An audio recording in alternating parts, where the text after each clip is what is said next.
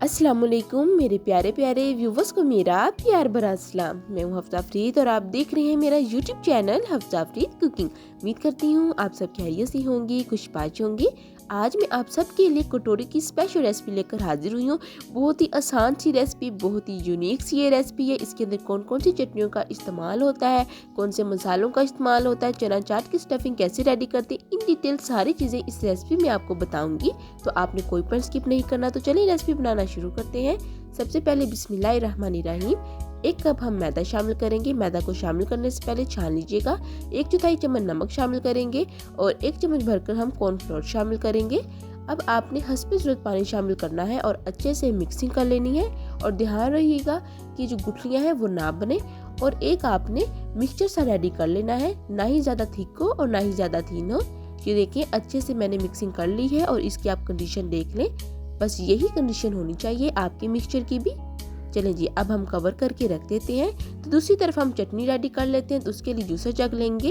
इसके अंदर हम शामिल करेंगे हरा धनिया और हरा पुदीना।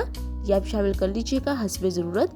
4 से 5 सब्ज़ मिर्चें शामिल कर रही हूँ और साथ ही हस्बे ज़रूरत लहसुन शामिल करेंगे और हस्बे ज़रूरत ही अदरक शामिल करेंगे। अब साथ ही 1/4 चम्मच नमक शामिल करेंगे। हस्बे ज़रूरत पानी शामिल करेंगे ताकि अच्छे से ग्राइंड हो सके। थोड़ा सा पानी शामिल करना है, कवर कर देंगे और ग्राइंड करेंगे।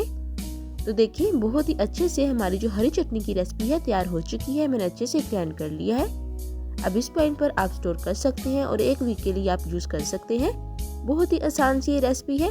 चलिए जी, अब हमारी हरी चटनी की रेसिपी जो है तैयार हो चुकी है।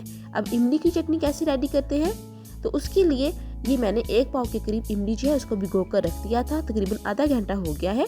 अब हमने इसको छान लेना है। इमली की चटनी तैयार करने के लिए हमें सिर्फ इमली का जो है जूस चाहिए। तो जो पल्प है इसको हमने अच्छे से छान लेना है, ये बीच में ऐड नहीं करना। तो इस तरीके से हम अच्छे से छान लेंगे। बहुत ही सिंपल सी इमली की भी रेसिपी है, ये आप ज़रूर ट्राई कीजिएगा। बहुत ही खट्टी मीठी बनती है। तो देखिए हस्बे ज़रूरत मैंने थोड़ा सा पानी शामिल कर लिया है और देखिए पल्प जो है इसको साइड पे रख लेंगे। और अब आपने फ्लेम ऑन कर देना है, मीडियम फ्लेम कर देंगे। और यहाँ पर 2 चम्मच भरकर मैं चीनी ऐड कर रही हूँ। हल्का सा मिक्स कर लेंगे।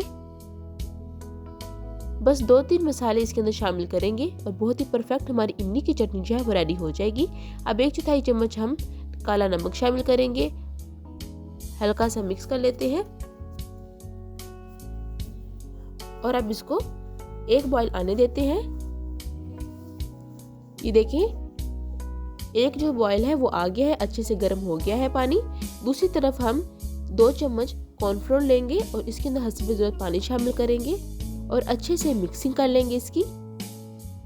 और ध्यान रखिएगा कि अच्छे से मिक्सिंग हो, कोई गुठली वगैरह जो है वो ना रहे। मिक्सिंग करने के बाद अब हम ये शामिल कर देंगे। इससे ये होगा कि जो इमली की चटनी है वो थोड़ी सी थिक बन जाएगी। तो जैसे आपने ये शामिल करना है, दूसरे हाथ से आपने जो स्पैचुला है वो मुसलसल हिलाते जाना है। अगर स्पैचुला नहीं हिलाएंगे तो लम्स बन जाएंगे। तो देखिए जैसे ही हमने कॉर्नफ्लोर का मिक्सचर शामिल किया है इमली के अंदर, तो जल्दी से थिक होना स्टार्ट हो गया है। अब इस पॉइंट पर आपने थोड़ा सा पानी शामिल करना है, 1/2 कप के करीब, और इसकी पकाई करनी है ताकि जो कॉर्नफ्लोर है इसका जो कच्चापन है वो खत्म हो जाए। और इसकी पकाई करेंगे। अब इस पॉइंट पर हम 1/2 चम्मच के करीब शामिल करेंगे चाट मसाला। बस यही 2-3 मसाले हमने शामिल करने थे और हमारी जो है परफेक्ट रेसिपी इमली की चटनी जो है वो तैयार हो गई है। अब इसको हम कटोरी के अंदर शामिल कर देते हैं। तो देखिए माशाल्लाह से कितनी परफेक्ट हमारी जो इमली की चटनी है वो भी तैयार हो गई है और हरी चटनी की रेसिपी भी तैयार हो गई है। चलिए जी, अभी हमारी दोनों रेसिपियाँ तो तैयार हो गई हैं।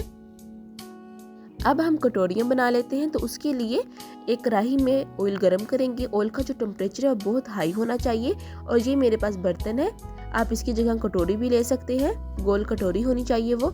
अब इसको भी आपने अच्छे से गर्म करना है। जब ये बर्तन अच्छे से गर्म हो जाएगा, इसके बाद आपने ये टिश्यू की मदद से इसके जो साइड पर लगा हुआ है ऑयल वो आपने रिमूव करना है।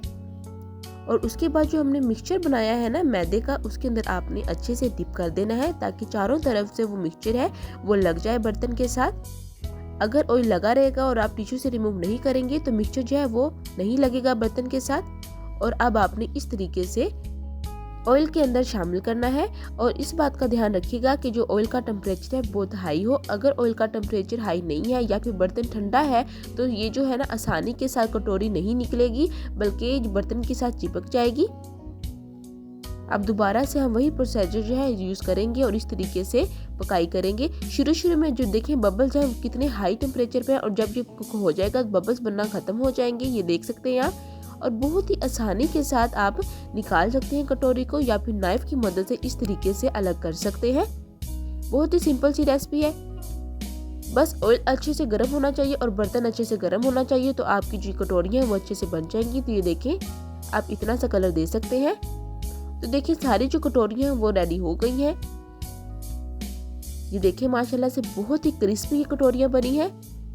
गोलगप्पे तो आपने बहुत खाए होंगे, मगर ये यूनिक सी रेसिपी ज़रूर ट्राई कीजिएगा। चलें जी, अब हमारी जो कटोरियाँ हैं वो तैयार हो गई हैं। अब इसके अंदर स्टफिंग हमने कैसे तैयार करनी ये देखते हैं। तो उसके लिए मेरे पास 2 आलू हैं लाल साइज़ के, जिसको मैंने बॉईल कर लिया है और इस तरीके से काट लिया है। साथ ही 1 कटोरी के करीब चने हैं मेरे पास, जिसको बॉईल कर लिया है। 1 दरमियाने साइज का प्याज है, इसको चॉप कर लिया है। 1 दरमियाने साइज का टमाटर काट लिया है और 2 दरमियाने साइज के खीरे हैं, जिसको मैंने काट लिया है इस तरीके से। साथ ही हस्बे दूध हम शामिल करेंगे बंद गोभी, जिसको मैंने अच्छे से चॉप कर लिया है। ये ऑप्शनल है, अगर आपके पास नहीं है तो आप स्किप कर सकते हैं। 3 से 4 अदद सब्ज मिर्ची हैं, जिनको अच्छे से चॉप कर लिया, ये शामिल करेंगे। चलिए जी, अब मसाले शामिल करते हैं। तो हाफ चम्मच हम शामिल करेंगे चाट मसाला और 1/4 चम्मच काला नमक शामिल करेंगे। 1/4 चम्मच गरम मसाला शामिल करेंगे। 1/4 चम्मच नमक शामिल करेंगे और 2 चम्मच भरकर शामिल करेंगे इमली की चटनी जो हमने तैयार की है। अब साथ ही 1 चम्मच हम शामिल करेंगे हरी चटनी। बस यही मसाले हमने शामिल करने थे। इसके अंदर जो मैंने चाट मसाला और गरम मसाला शामिल किया है, इसकी फुल रेसिपी मेरे चैनल पर मौजूद है। ऊपर आपको इसका लिंक शो हो रहा होगा, आप देख लीजिए। बहुत ही सिंपल सी ये रेसिपी है। अब हम अच्छे से मिक्सिंग कर लेते हैं। तो देखिए हमारी जो चना चाट है ना वो तैयार हो गई है। अब हस्बे ज़रूरत हम हरा धनिया भी शामिल कर लेते हैं। तो देखिए माशाल्लाह से कितनी मज़े की हमारी चना चाट की जो रेसिपी है वो तैयार हुई है। इस पॉइंट पर एक प्यारा सा लाइक तो बनता है, तो जल्दी से लाइक कर दें। अब हम एक कटोरी लेंगे और इसके अंदर आप हस्बे ज़रूरत अपनी चॉइस के मुताबिक शामिल कर दीजिएगा चना चाट जो हमने तैयार की है। अब साथ ही हम शामिल करेंगे 1 चम्मच दही इस तरीके से, और साथ ही 1 चम्मच शामिल करेंगे इमली की चटनी जो हमने तैयार की है, और 1/4 चम्मच शामिल करेंगे हरी चटनी। ज्यादा शामिल ना कीजिएगा क्योंकि ये बहुत ज्यादा मिर्ची है। अब 1 चुटकी चाट मसाला छिड़केंगे। दूसरी कटोरी भी सेम इसी तरीके से रेडी करेंगे। 1 चम्मच दही शामिल करेंगे, 1 चम्मच इमली की चटनी शामिल करेंगे और 1/4 चम्मच ही शामिल करेंगे हरी चटनी। तो देखा आपने कितने मज़े की, कितनी परफेक्ट रेसिपी हमारी तैयार हुई है। आपने गोलगप्पे तो बहुत खाए होंगे, मगर ये कटोरी की रेसिपी यकीनन आपने पहली दफ़ा देखी होगी। तो उम्मीद करती हूँ कि आपको मेरी आज की रेसिपी बहुत ही ज़्यादा पसंद आई होगी। आपने इस रेसिपी को ट्राई ज़रूर करना है, घर में ज़रूर बनाना है और कमेंट बॉक्स में अपना फीडबैक लाजमी देना है कि आपको ये रेसिपी कैसी लगी। फिर मिलूंगी एक नई रेसिपी के साथ, तब तक हफ्सा फरीद को दें इजाज़त। अल्लाह हाफिज़।